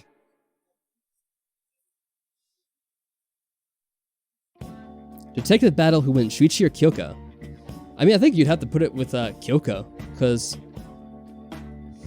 she's definitely the better detective, but then she's kind of weird in a way when she solves the cases herself, but then she lets you solve it on your own at the risk of like everything going to shit in a lot of cases. But yeah, she definitely seems to be a better detective than Shuichi. Actually, I mean, that's kind of canon, isn't it? Because they do say Shuichi was meant to be the weakest detective, that he wasn't actually a good detective. He kind of has to overcome that. Yeah, Mr. Smart Guy says that too. I want to know what it'd have been like to have the different Danganronpa characters interact across games. I guess that's what the fan fiction is for. Don't they have those kinds of fan fictions where they merge the characters in one big killing game? Kind of like an all-star Survivor. think in chapter 1, first night, Himiko literally said, maybe you should kill the robot, but that's a pain. I think that might be true. There's a mode in V3 that lets you see a lot of cutscenes between the characters. Oh, interesting. If you'd like to see them, you can support Spike Chunsoft and buy it to see it. Kyoko will always be the favorite of the series. Yeah, I guess she is my favorite detective. I don't think it was... Shuichi's not as much of a detective as he's the protagonist. And yes, he's supposed to be the ultimate detective. But I think he might be my favorite protagonist if I were to pick one. I guess I'd give it to Shuichi. Although it would have been more interesting if Kyo killed Tenko and only Tenko, someone else kills Angie. So in the end, the cast has to live with Kyo as a known murderer until he's inevitably killed. I thought that'd be very interesting as well. But here's the thing. I feel like the rules that Monokuma sets would have been different in that scenario. Because yes, in this game he says it's only like the first one that counts, or whatever it was. Or was it the second one? I think it was the first one, but whatever it was. He's like, only the first one counts. And so whoever killed the second person gets away with the murder. But I feel like if it actually was two different people, it would have been handled differently.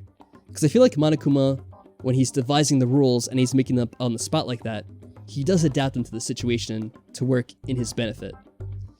So I don't know if he would let a murderer actually survive. I kind of find that doubtful.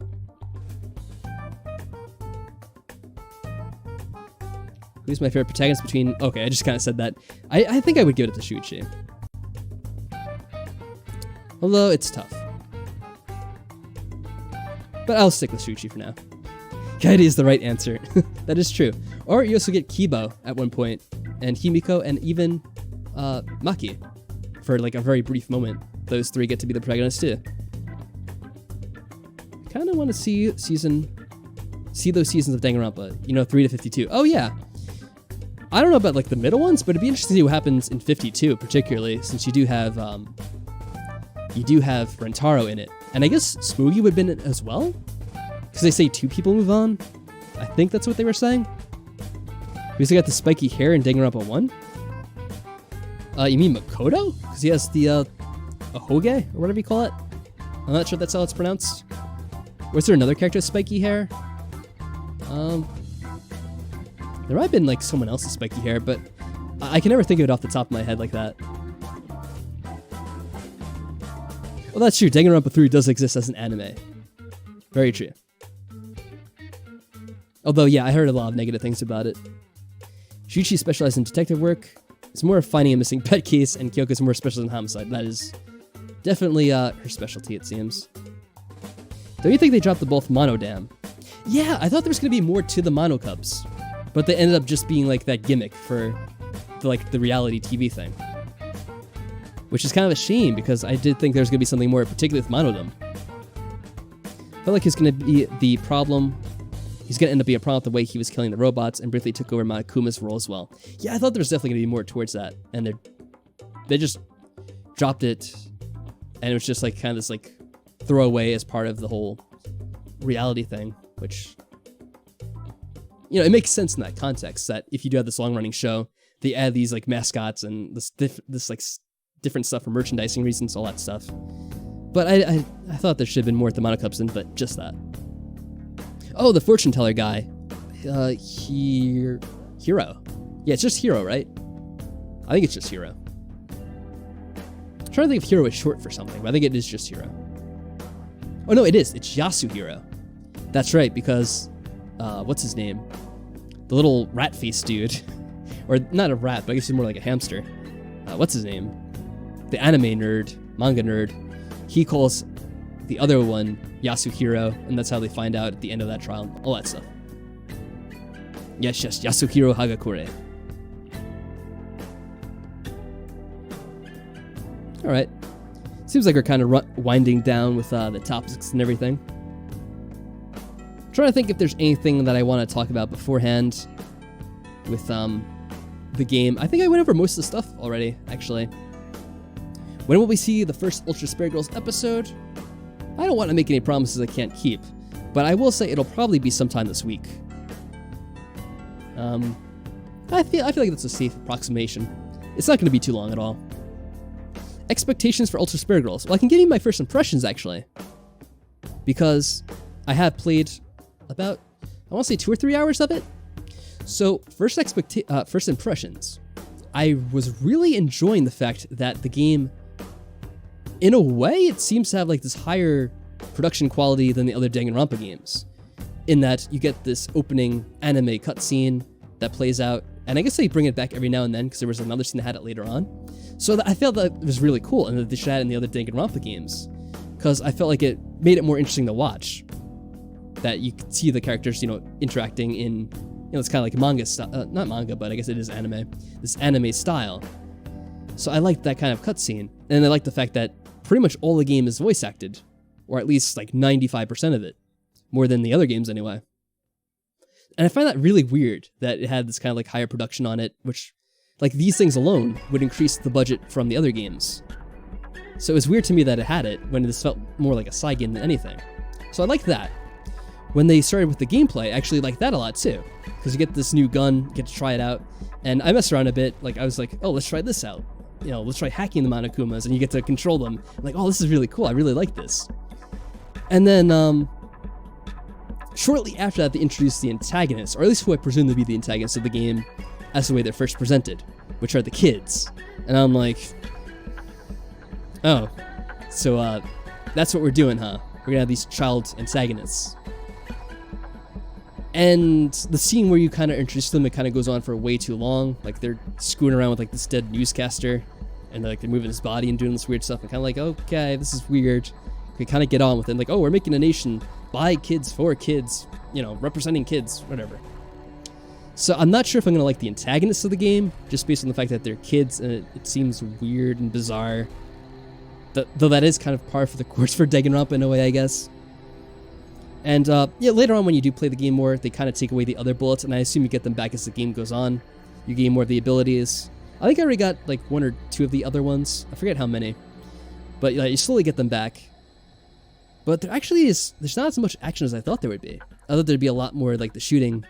But it actually is kind of like randomly interspersed, like between story segments. Like, you shoot a few Monokumas, then there's some story and dialogue, you get another cutscene. And I feel like the gameplay segments could be a bit longer than they've been going for so far. Maybe later on in the game they are done for a more extended period of time. But for me, so far, it just seems like you walk for like 5 minutes, shoot a few Monokumas, there's a cutscene for like a few minutes. Then you do some more walking and shooting for 5 minutes, and there's another cutscene. Whereas I feel like you could have some more extended scenes where you're just like going through the town and like shooting people and doing that sort of thing. Not shooting people, but shooting the Monokumas. At least from the first 2 or 3 hours of the game, that's what I got. And I guess we'll see.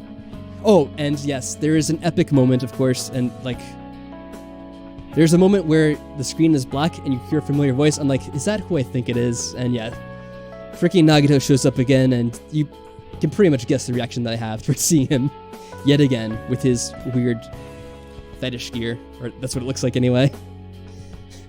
So let's see. I'm gonna get caught back up on what people are saying. Thoughts on Tenko? Alright, I'll answer this. Tenko, I thought, was kind of interesting.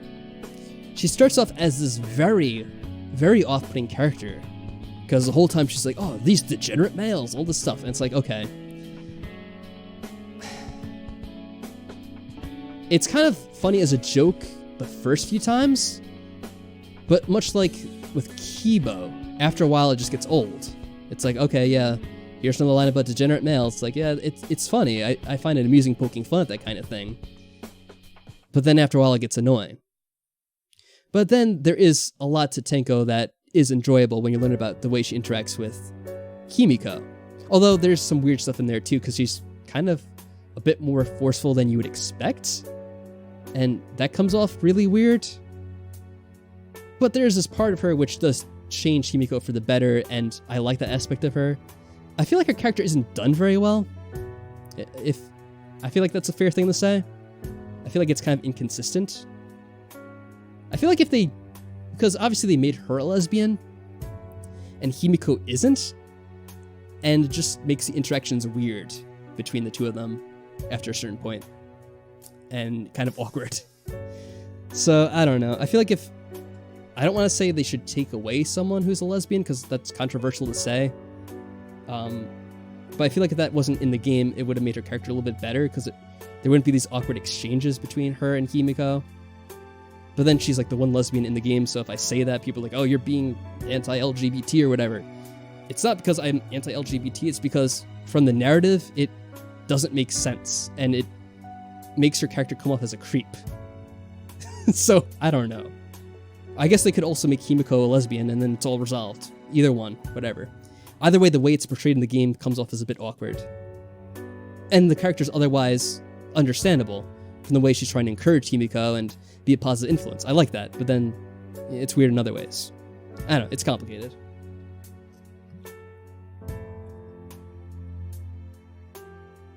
I can say if you want, try, that's what I'm here for. Saying the controversial stuff, I mean, I will say things that are controversial, I guess. I mean, because I'm not saying it for a negative reason. I don't hate people for whatever reasons that are silly.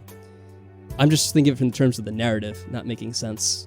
I have to say, you and your girlfriend are the sharpest Let's Players when it comes to Danganronpa. Yeah, I actually should say something about that. And watch a lot of Let's Players. You guys usually solve the case or twist very quickly. If you're forced to hang out with Junko for a week, what would you do? Oh my god. I'm going to answer that in just a bit. Well, I'll answer that now. Probably cry. And cry very often. If I had to hang out with Junko for a week, I'm not sure I would make it the entire week. I'd probably be sacrificed or something. But, I think it would be very unpredictable. I don't think I could say what would happen. I'd probably try to hide. That'd be what I'd try to do. Well, it's kind of not hanging out if I'm hiding from her. But I think that's what I would attempt to do. So, yes, a lot of people say that we figure out things very quickly, and we solve the cases and all that. And some people get annoyed. They're like, oh, well, if you solved this, you must be cheating. You must have seen this game before. I will say right now, I have not played the Danganronpa games before. The only thing that I'd known about Danganronpa before we started playing the games was that there were, like, Danganronpa games. I think it was just when there was one game. I knew that there was a Danganronpa game that was talked about on Something Awful. And I knew the basic premise behind it. I didn't know anything about, like, the way the characters would, like, come to be. Like, I didn't know anything particular about the characters, like their identities or who would be the mastermind or any of that stuff. I had no idea about any of that going to the first game. The second game as well, I didn't know anything. Going into it, what I did figure out, though, very early on was that it's virtual reality, because the game makes it very obvious. V3, I did know something. I knew one thing about V3 going in ahead of it. And it's time to reveal what that is. Well, actually, I've already revealed it. It's the fish. The stupid fish. I knew there was going to be a salmon at some point. That's what I knew about V3. So yes. Did I have some pre-known knowledge about V3? That's what it is, guys. I didn't have any foreknowledge. I didn't cheat. It's funny because there's some things that people actually make fun of me for not knowing. They're like, wait, you didn't figure out this twist in, like, I don't know, let's say Trial 2 or Trial 3? Like, I figured that very early on. But it's like, oh, okay. Like, see? Sometimes people figure out different things. It's only natural.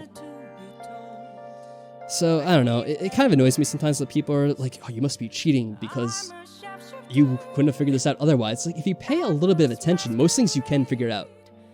And I don't want to give myself too much credit. We're not the most brilliant people in the world. But the way we do play Danganronpa, if you pay attention to it, and what should be very obvious, is that we play the game very slowly. We read all the lines.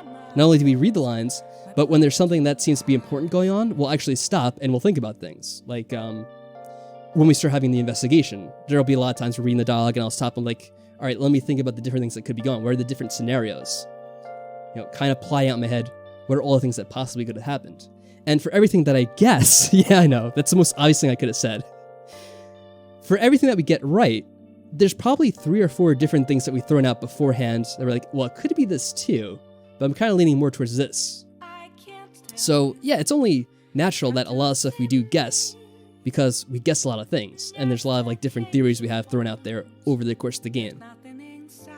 So yeah, there is like, I mean, I will take the compliment. I will say that, okay, maybe I'm good at some of these mysteries, but some of it is with the way we play it, you know, the time and patience that we have with the games, and especially trying to figure out the mysteries. Because like I said, the biggest draw from these games is the mystery.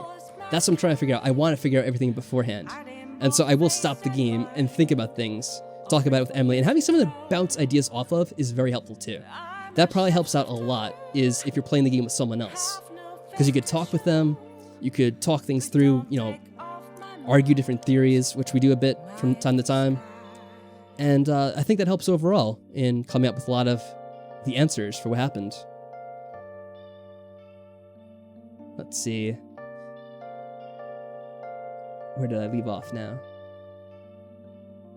Yeah, I think that's why it is fun for me too. My favorite moments are when we get caught off guard, like with the Kyo murder. Because we were so convinced, the both of us, that Kyo was so obvious it couldn't be him. And I feel like a lot of other people don't like that trial, but I do like that aspect of the trial, that it took me by surprise. I mean, there is a bit of that trial I don't like, and that's the fact that his motivation with, like, the killing 100 people isn't really revealed until afterwards. It's like the whole motivation between why he does before. I kind of understand in a way, because if he did know his motivation, he'd be the obvious choice. Like, you would get him right away. But it is kind of lame in a way that they hold his motivation completely off until after you solve the case. Though, yes, if you knew his motivation beforehand, or you had some clue towards it, it would make things way too easy. I think that would be the case. The Danganronpa games are complicated.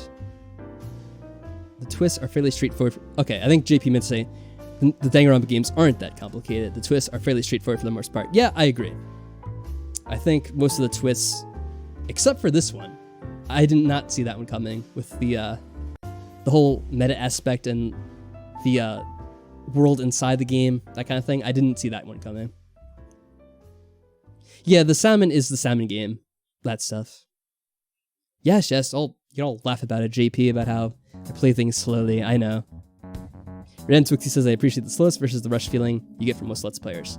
I too am the kind of person who likes to talk to every NPC when I play a game. Yeah, and to me, it's like, I don't think there'd be any point for me to play the game if I wasn't playing it for the kind of mysteries and to experience that. For me, the gameplay of Danganronpa isn't very interesting on its own. It's only in the fact that you're solving these mysteries, and you're trying to figure things out before the game tells you. That's one of the most interesting things about reading mystery stories, is you're trying to figure out the story before the protagonist does, from the clues that you're presented with. That's like Sherlock Holmes. Sherlock Holmes has the evidence, and in most of the books, the evidence that Sherlock Holmes sees is the same thing that you as the reader sees. But it's told from the perspective of Watson, so you don't really know what the answers are, like what all the evidence is pointing towards. But you could figure it out as the reader ahead of Watson, but Holmes himself already knows. So it's kind of like you're competing, and it's kind of fun. Danganronpa series was my first mystery games, so a lot of that... Oh, okay, I already read that, didn't I? No, I don't think I read this one. So a lot of it caught me off guard, but then I noticed I'm getting better at mystery stuff. Yeah! And now I'm into detective games. Yeah, it is a good intro towards it, I would say. Even if it's not the most complicated mysteries, I think it is a good way to get people that probably wouldn't otherwise be into mysteries. Like, I don't know, are there that many other, like, kind of anime, manga-ish things that are about mysteries? I guess there are some. I'm not really that big into anime and manga, so I don't really know about that kind of stuff. I don't like it when Let's Players try to rush through the game. Cinnamon Toast Ken, cough. That's funny. I actually will say, I actually did see his ending of the game after I played my, final playthrough of this game, the final episode, and I did watch his ending of it because I was curious to see how he reacted, and he was very mad. Some of the things with him, like I can see the point he's trying to make, but he did seem a bit more negative than I think was really called for. Because he seemed to really hate the characters of the game, and I didn't really feel too negative towards the characters. I thought the characters were fine. I didn't feel like they were any worse compared to the other Danganronpa games. I actually felt that they were kind of better than some of the Danganronpa characters in other games. And good night, Frog. I'm glad you stopped by. There probably won't be too much more to watch after this. I think things are coming towards a close. So, good night, and I'll probably see you in either Persona or I guess on something else, whatever it may be. Oh, also, Allison, how have you been? I think you've been in the chat a few times, but I didn't say hello to you. Hopefully you've been doing well.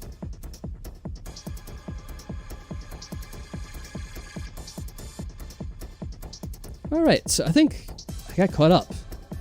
So, do you guys have anything else you want to talk about, or can I bring things to a close? Wait, I was going to say something else, didn't I? No, I already said it at the beginning, I think. I said most of the stuff I had to. Because I did go over this stuff, right? Yeah, I explained this a few times. I thought there was something I said I was going to go back to, but I don't think I remember it, and I probably have talked about it at some point anyway. Hey, Audrey. Thanks for dropping by, and have a good night. I should do these more often? Yeah, I probably will do some more kind of vlogs or podcasts or, I don't know, some kind of thing where I just talk to you guys about what's going on and what I have planned. It's been the first time I've done this in a long time, so it's good to finally come back to it. And I guess just to end things, I will thank everyone for following the series, whether you agreed with me or disagree with me on anything. I think it's definitely fun, and it is an interesting ending from that kind of perspective that you can talk about this kind of thing. And I like having these conversations with people about our different interpretations of how things go, and man, things are getting late, I can't think. I like debating these kinds of things about our interpretations and what we find value in the game, because I think we each value something different. And obviously some people like the ending to the game because they feel like they picked up something from it. And this is what I wanted to say, I remember now. I actually felt bad at the ending of Danganronpa V3 because there's one line in particular. Can I find it here real quick? Let's see. There's one line in particular they say. No, it's a post-credit scene. It's kind of near here. I should probably mute this so you don't hear me talking over myself. What is the line here? It's towards the very end, I think. Okay, there's a bit more.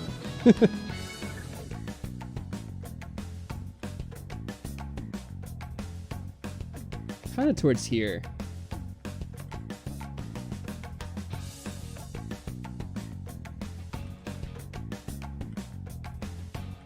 Where is it? I think here it is. Okay, so the story lives on, I'm sure even now. Okay, this part right here, unless the story lives on. Was this lie able to change something? Was this lie able to change someone? Was this lie able to change the world? So this is the part where I actually got a little bit sad because I really felt like at this point, like, yeah, they were trying to do something, knowable with their ending. But for whatever reason, for me, this just didn't resonate very strongly. And I think it's because, for me, like, I kind of already had this in my head that, yeah, I already acknowledged that fiction has power. Lies have power, and all that other stuff. So it kind of felt like this was beaten into your head at the end, and it's something that I already agreed with. So from that way, I felt like, for me, it didn't resonate, because it's already something I know, it's already something I believe. But the creators were trying to tell this, they were trying to give off this message, and, if it did change someone else, if this mattered to someone, then, yeah, that's good enough. I can accept that it mattered for some people, and I'm glad that some people are able to enjoy this. I think maybe if I was younger, this kind of story would resonate with me a bit more. But, I'm old, crotchety, and grumpy. So I'm like, yeah, I already understand this stuff. I don't need to be told for like 2 hours that fiction matters and it has impacts on the real life. Like, I already know that. So just take that for what it is. I think it can matter to people, and for the younger people playing this game, I hope it did, have an impact on them, and it changes their, yes, I am an old man. I hope it does, give them some insight, and maybe gives them some strength in a way. I think that'd be a very good thing. So, that's what I want to say, yeah. I could see what the developers are going for, and I kind of felt bad in a way that it didn't affect me probably the way they were intending. But I guess if it's something that I already agree with, maybe it doesn't matter for me. I can consent to that, I suppose, to go along with the Danganronpa theme of the consent when you're doing the trial and that kind of thing. Yes, too old. But anyways, I guess I will end things for this stream. I am getting warm. I ran out of water, or basically ran out.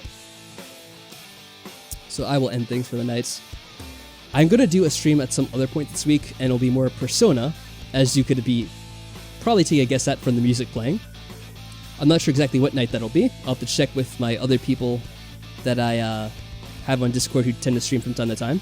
Which, by the way, if you're not on Discord, if you have Discord but you're not on our Discord channel, be sure to stop by and drop a message, and then I'll add you to the Discord channel.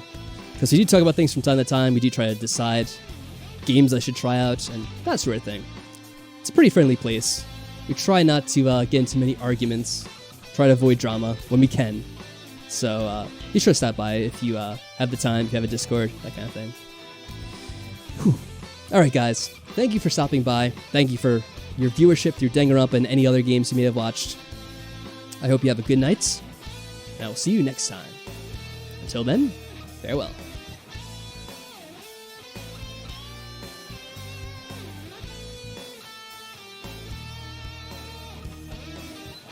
Oh, and the Persona stream? Yeah, that's still gonna happen. What do you mean by stream ban? Oh no, I think I know what you mean. You mean when they were saying you couldn't stream after a certain point? No, that is, that hasn't been the case for some time. So you can actually stream the entire game now, I believe. And I think, yeah, we will try to do this, the whole thing at some point. So we will see. Anyway, guys, I will end things now and tell you good night.